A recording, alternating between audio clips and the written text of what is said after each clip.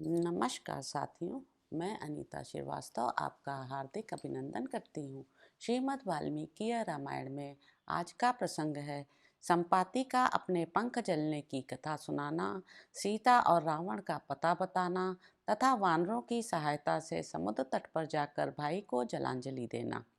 जीवन की आशा त्याग कर बैठे हुए वानरों के मुख से यह करुणाजनक बात सुनकर संपाति के नेत्रों में आंसू आ गए। उन्होंने उच्च स्वर से उत्तर दिया, वानरों, तुम जिसे महाबली रावण के द्वारा युद्ध में मारा गया बता रहे हो, वह जटायु मेरा छोटा भाई था। मैं बूढ़ा हुआ, मेरे पंख जल गए, इसलिए अब मुझ में अपने भाई के वैर का बदला लेने की शक्ति नहीं रह गई है। यही कारण है कि यह अप्रिय बात सुनकर भी मैं चुपचाप सहे लेता हूँ।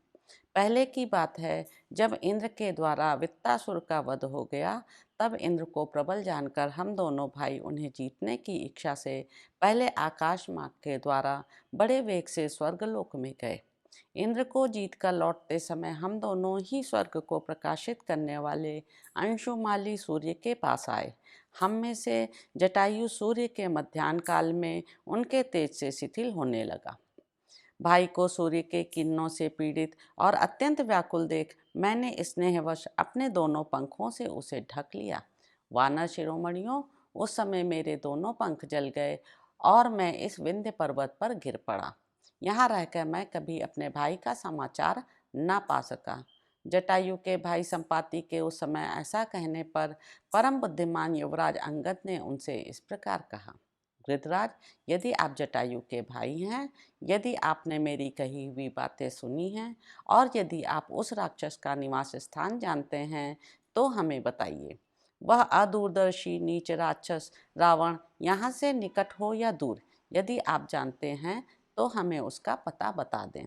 तब जटायु के बड़े भाई महातेजस्वी संपाति ने वानरों का हर्ष बढ़ाते हुए अपने अनुरूप बात कही। वानरों, मेरे पंख जल गए, अब मैं बेपर का गीध हूँ, मेरी शक्ति जाती रही। वचन मात्र से भगवान श्री राम की उत्तम सहायता अवश्य करूँगा। मैं वरुण के लोकों को जानता हूँ। वामनावतार के समय भगवान विष्णु ने जहाँ जहाँ अपने 3 पग रखे थे, उन स्थानों का भी मुझे ज्ञान है। अमृत मंथन तथा देवासुर संग्राम भी मेरी देखी और जानी हुई घटनाएं हैं। यद्यपि वृद्धावस्था ने मेरा तेज हर लिया है और मेरी प्राण शक्ति शिथिल हो गई है, तथापि श्री रामचंद्र जी का यह कार्य मुझे सबसे पहले करना है। एक दिन मैंने देखा, दुरात्मा रावण सब प्रकार के गहनों से सजी हुई एक रूपवती युवती को हर कर लिए जा रहा था। वह माननी देवी हा राम, हा राम, हा लक्ष्मण की रट लगाती हुई अपने गहने फेंकती और अपने शरीर के अवयवों को कंपित करती हुई छटपटा रही थी। उसका सुंदर रेशमी पीतांबर उदयाचल के शिखर पर फैली हुई सूर्य की प्रभा के समान सुशोभित होता था। वह उस काले राक्षस के समीप बादलों में चमकती हुई बिजली के समान प्रकाशित हो रही थी। श्री राम का नाम लेने से मैं समझता हूँ वह सीता ही थी। अब मैं उस राक्षस के घर का पता बताता हूँ, सुनो। रावण नामक राक्षस महर्षि विश्रवा का पुत्र और साक्षात कुबेर का भाई है। वह लंका नाम वाली नगरी में निवास करता है। यहाँ से पूरे 400 कोस के अंतर पर समुद्र में एक द्वीप है, जहाँ विश्वकर्मा ने अत्यंत रमणीय लंकापुरी का निर्माण किया है।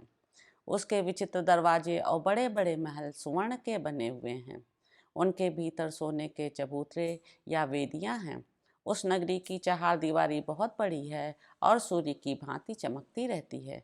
उसी के भीतर पीले रंग की रेशमी साड़ी पहने विदेह कुमारी सीता बड़े दुख से निवास करती है। रावण के अंतःपुर में नजरबंद है। बहुत सी राक्षसियां उनके पहरे पर तैनात हैं। वहां पहुंचने पर तुम लोग राजा जनक की कन्या मैथिली सीता को देख सकोगे। लंका चारों ओर से समुद्र के द्वारा सुरक्षित है। पूरे 100 योजन समुद्र को पार करके उसके दक्षिण तट पर पहुंचने पर तुम लोग रावण को देख सकोगे। अतः वानरों, समुद्र को पार करने में ही तुरंत शीघ्रतापूर्वक अपने पराक्रम का परिचय दो। निश्चय ही मैं ज्ञान दृष्टि से देखता हूँ, तुम लोग सीता का दर्शन करके लौट आओगे। आकाश का पहला मार्ग गौरैयों तथा अन्न खाने वाले कबूतर आदि पक्षियों का है। उससे ऊपर का मार्ग कौवों तथा वृक्षों के फल खाकर रहने वाले दूसरे दूसरे पक्षियों का है। उससे भी ऊंचा जो आकाश का तीसरा मार्ग है, उससे चील, क्रौंच और कुरर आदि पक्षी जाते हैं। बाज चौथे और गीद पांचवें मार्ग से उड़ते हैं। रूप, बल और पराक्रम से संपन्न तथा यौवन से सुशोभित होने वाले हंसों का छठा मार्ग है। उनसे भी ऊंची उड़ान गरुड़ की है। वानर शिरोमणियों, हम सबका जन्म गरुड़ से ही हुआ है, परंतु पूर्व जन्म में हमसे कोई निंदित कर्म बन गया था, जिससे इस समय हमें मांसाहारी होना पड़ा है। तुम लोगों की सहायता करके मुझे रावण से अपने भाई के वैर का बदला लेना है। मैं यहीं से रावण और जानकी को देखता हूँ। हम लोगों में भी गरुड़ की भांति दूर तक देखने की दिव्य शक्ति है।